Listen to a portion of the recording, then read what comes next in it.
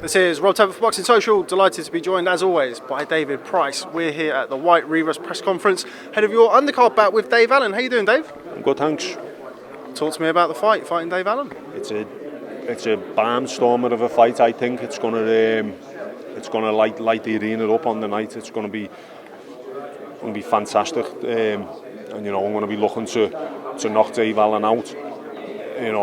I believe every man can be knocked out, as tough and as durable he is. I'm going to be trying my very best to do a number on him.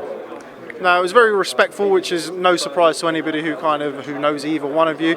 Tell me a little bit about the first time you met Dave Allen. I know you've sparred in the past, is that right? No, we have never sparred, but he was calling my name a lot when he was trying to make a name for himself, and it did used to piss me off, to be honest. And I didn't want to bite because I didn't really want to give him the opportunity at the time, because he was in a bit of an upstart. But now, it's kind of gone full circle where he's the home fighter and I'm coming as the away fighter. I only met him. I think I met him once passing in an Nando's when it was all happening type of thing. But he come over and was actually all right. And then a few weeks later, I seen him in the press again. So for a while I was like, I couldn't figure him out. But he's matured as a man and as a fighter, it seems, and he's done well for himself, and he's found himself in a big fight last time, and won really well. Great fight, great win, and now it's another one for him. So that's as far as it goes, as far as we know each other. We've never shared a ring with each other, which is probably better. I don't know where I got that from. I think you're probably the only kind of active heavyweight that he maybe hasn't sparred, so that's probably where I got that from.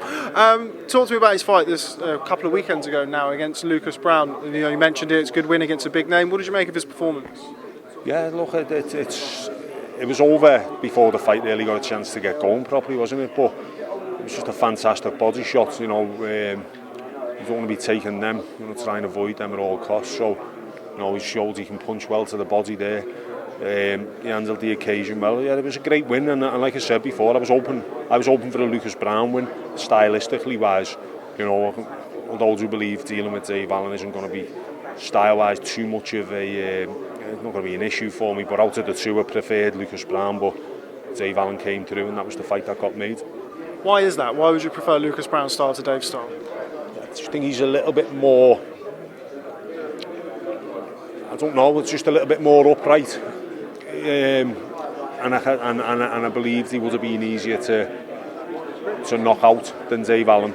And he's an older man. A few different reasons, but he got the job done in fantastic style. So this is the fight, and it's a great fight. Now, you've said that you want to be the first person to knock Dave Allen out. He's very well known for his durability. Do you see that being the only way you win this fight? Do you think you can win this fight if it goes long, or do you feel like you have to stop him?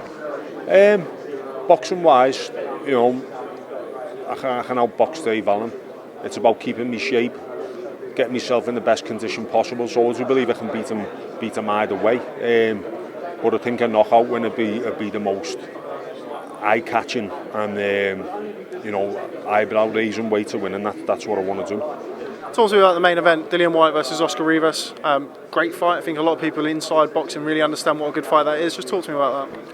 Yeah, Dillian Whyte again, showing what he's made of. He could just sit on the sidelines or even tread water and have a bit of a soft touch fight type of thing.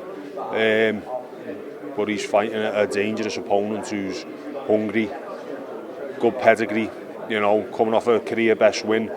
Got to take your hat off to Dillian. So it's a fantastic fight because Rivas is no joke at all.